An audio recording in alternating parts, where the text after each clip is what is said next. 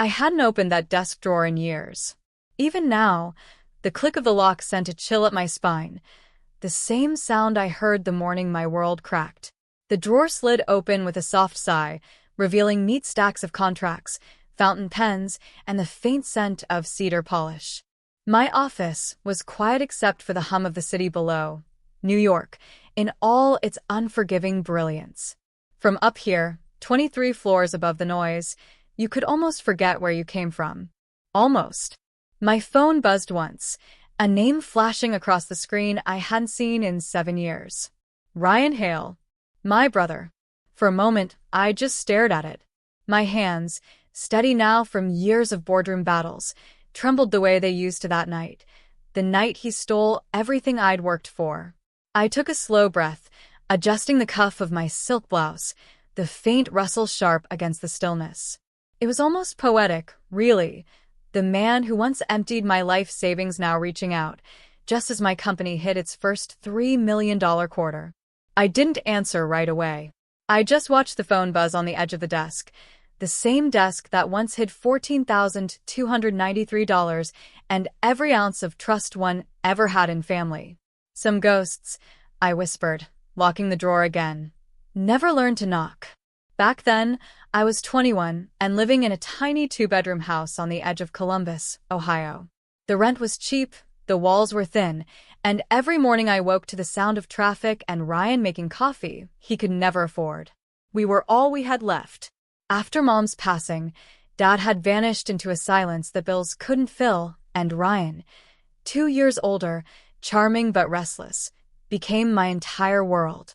He used to call me Maddie, in that lazy brotherly way, and promised, "It's you and me against everyone else, kid." For a while, I believed him. I worked double shifts at a diner, studying business administration at night, saving every tip, every dollar, tucking it away in an old walnut desk I'd bought at a garage sale. My dream was simple. Open a small online store, sell handmade candles and decor, something that smelled like home. That drawer was my secret sanctuary, my little world of paper envelopes and hope. And Ryan knew it. That night, I was out covering a late shift because he'd lost his job again. When I came home around 3:30 a.m., the house was dark, too dark. The front door was locked, but the hallway light was on.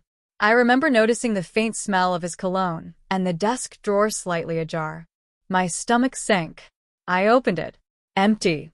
Every envelope. Every dollar. Gone. There was no note, no explanation, just silence, and a single silver key he'd left behind on the desk. The same key that used to lock the drawer. I sat there for hours, staring at it, feeling the weight of betrayal press against my chest until it burned. That money wasn't just cash, it was my way out. My proof that hard work could change something. By morning, I packed a single suitcase. I left a note on the table that read, "You didn't just steal my money, Ryan. You stole the last part of me that trusted you." Then I walked out of that house, no plan, no safety net, just the fire in my chest and the silver key clenched tight in my palm. That was the night Madison Hale stopped waiting to be saved. The first few months after leaving felt like walking barefoot on broken glass. Every step forward cut a little deeper. I rented a studio apartment that smelled of fresh paint and loneliness. The walls were blank, the floor creaked, and the heater sounded like it was coughing through winter. I worked as a receptionist during the day and took online business classes at night. Coffee replaced sleep. Silence replaced comfort. But I had one thing left, the silver key. I wore it on a thin chain around my neck, not as a reminder of betrayal, but as proof that survival was possible. It took 6 months to find someone who saw more in me than exhaustion. Her name was Joanna Pierce, my boss at a small marketing firm. Sharp suits, sharper eyes. She called me into her office one evening after I'd accidentally stayed late reworking a client proposal. "You've got grit," she said, leaning back in her chair. "And taste. You remind me of me, minus the confidence. Don't waste that." That single sentence shifted everything. Joanna became my silent mentor. She taught me how to negotiate, how to pitch ideas, how to hold my ground in rooms that weren't built for women like me. I soaked it all in. By 24, I'd saved enough to launch my own business, Luma Home, a candle and lifestyle brand born out of long nights, cheap wax, and blind faith. I worked out of my apartment, burning myself and the midnight oil, to meet online orders. There were weeks I lived on ramen and resilience, but slowly, something changed. A blogger featured my candles. Then a boutique in Chicago placed an order. Then another. I still remember the day I hit my first five-figure month.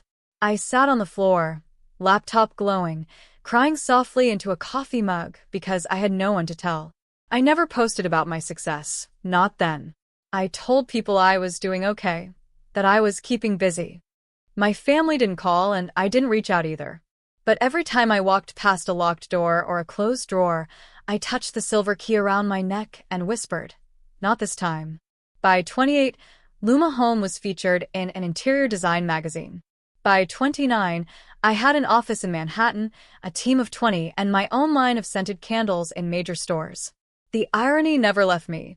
The girl who once lost everything in a drawer had built an empire out of wax and light. And yet, some nights, when the office was quiet and the city shimmered outside my window, I'd still find myself wondering where Ryan was, if he ever looked back, if he ever regretted it. Then I'd shake it off, straighten my blazer, and remind myself, forgiveness is optional, but growth is not. It was a Thursday morning when he showed up.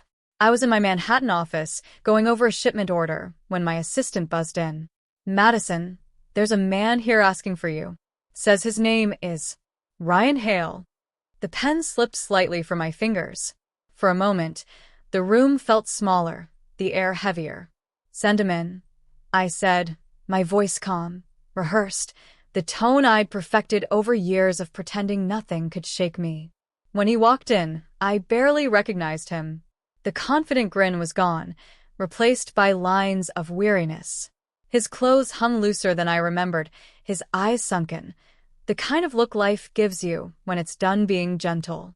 "Maddie," he said softly, almost like he was afraid to say it too loud. I hadn't heard that nickname in years. "Madison," I corrected, folding my arms. "No one calls me that anymore." He gave a small, uneasy smile. "Right, Madison." He glanced around the office, taking in the minimalist decor. The glass desk, the framed photos of candle prototypes, the warm amber glow from the Luma Home products displayed behind me. "This is yours." I nodded once. "All of it." He gave a breathy laugh. Wow. "You really made it." I stayed silent, watching him shift awkwardly, rubbing the back of his neck. That same nervous tick he had when we were kids. "I'm not here to cause trouble," he said finally. I need help. Things haven't been good. I lost my apartment. I've been trying to get back on my feet, but..." His voice cracked, and for a second, I saw flashes of the boy who used to share cereal with me on the kitchen floor. But then I remembered the night he chose money over me. I gestured to the seat across from me. "Sit." He hesitated, then lowered himself into the chair. His eyes darted to the Luma logo etched on the glass wall, my name beneath it. "How long have you been doing this?" he asked quietly. "About 6 years," I said. "Started small. Now we distribute nationwide." He let out a low whistle. Damn, Maddie. "I mean, Madison. You're rich, huh?" I leaned back, smiling faintly. "Comfortable." He laughed nervously. "Guess I should have stayed around, huh?" The words were meant as a joke, but they landed like lead. I met his eyes. "You left the night you broke us, Ryan. You didn't just steal my savings, you stole my faith in family." He swallowed hard. "I know. I was stupid. I was desperate. I thought I'd make it big, and I'd pay you back. But everything fell apart. I messed up bad." For a long moment I said nothing.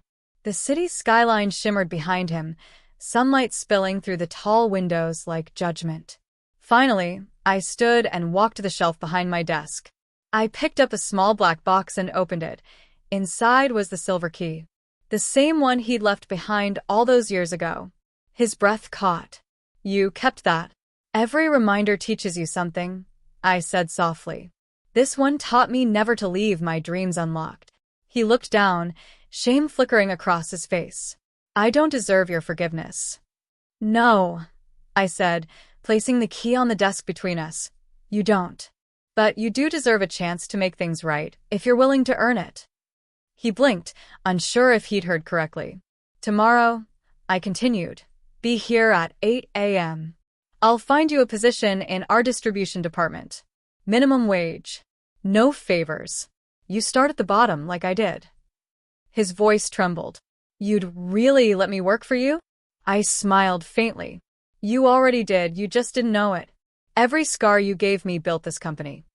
He lowered his head, tears pooling in his eyes. Thank you, Madison. I won't let you down. As he left the room, I touched the key once more, feeling its cool metal press against my palm.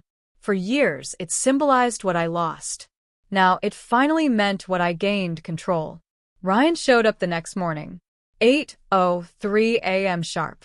Wrinkled shirt, borrowed tie, and the same nervous energy that used to follow him around like static. I watched from my office window as he stood at the front desk, clutching the visitor badge like it might burn him. Part of me wanted to send him away, to remind him that actions have consequences, that trust isn't something you reapply for. But another part of me, the quieter, older part, knew this was the real test. Send him in, I told my assistant. He entered, eyes darting from the rows of labeled candles to the photos of my team on the wall. You've built something really special, Madison, he murmured. I can't believe I get to be here. You're not here as my brother, I said evenly. You're here as an employee. If you can handle that, you can stay. He nodded quickly. I can. I will. Good, I said, sliding a small contract across the desk. Your position starts today. You'll report to distribution, work under the warehouse manager, and clock in like everyone else. No shortcuts. No exceptions. He hesitated before signing. Understood. I leaned forward, folding my hands. I have conditions, Ryan, and if you break even one, this ends. His eyes lifted. Name them. First, I said, you don't ask me for money. Not a cent. Earn what you make. Learn what you lost. He nodded slowly. Second, you go to therapy. Weekly. Non-negotiable. Not for me, for you. You've been running from yourself longer than you've been running from consequences. He exhaled shakily. Okay. Third, I added, if you want forgiveness, real forgiveness, you'll have to prove it through consistency. Words won't fix what you broke. Time might. He looked at me for a long moment, eyes wet, jaw tight. You sound like Mom. For the first time, I smiled softly. Maybe I finally listened to her. He gave a faint laugh, then looked down. I'll do it, Madison. I promise. I rose from my chair and extended my hand across the desk. Don't promise me. Prove it. When his rough hand met mine, I could feel the tremor of regret in his grip. For a brief second, it wasn't about the money anymore. It was about reclaiming what had been lost, the fragile thread of family, frayed but not gone. Last thing, I said as he turned to leave. If you ever feel tempted to take the easy way again, remember this. The drawer you broke into bought you this chance. Don't waste it. He paused at the door, voice barely above a whisper. I won't. As it closed behind him, I sank into my chair, exhaling a breath I didn't realize I'd been holding. Forgiveness, I was learning, isn't about letting someone off the hook. It's about freeing yourself from the weight of being their judge. And maybe, just maybe, letting them find their own redemption. 6 months passed. Ryan showed up every day, early, quiet, and determined. He lifted boxes, managed inventory, and kept to himself. The man who once chased shortcuts now stayed late to sweep floors no one asked him to clean. I didn't interfere. I watched from a distance, letting time do what it does best, reveal truth. My employees liked him.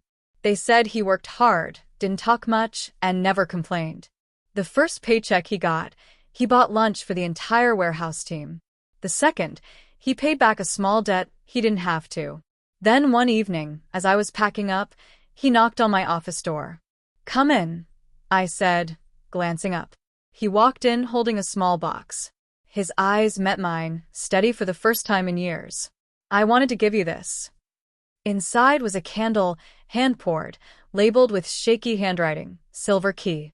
The scent was warm, vanilla, cedar, and a faint trace of something nostalgic, like old wood and memory. "I made it in the lab," he said softly. "Didn't want to sell it. Just thought, maybe you'd like one." I turned the candle over. Tied to its wick with a thin white ribbon was the actual silver key. He smiled faintly. "I found it on your desk a few weeks ago. Thought maybe it should mean something new now." For a long time, I couldn't speak. The key, once cold and sharp, now shimmered under the soft light, transformed. "Ryan," I whispered, "you kept your word." He shrugged, eyes glassy. "I owed it to both of us." As he left, I held the key tight in my hand, feeling its weight, not of betrayal anymore, but of closure. I placed it back in the drawer, the same one he once emptied, this time filled with contracts, awards, and letters of gratitude from women who'd built their own businesses because mine gave them a start.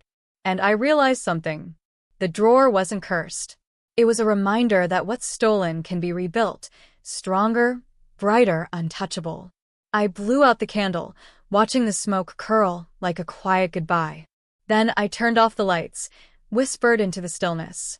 He took $14,000 from my drawer, but he taught me the value of never locking away my strength again.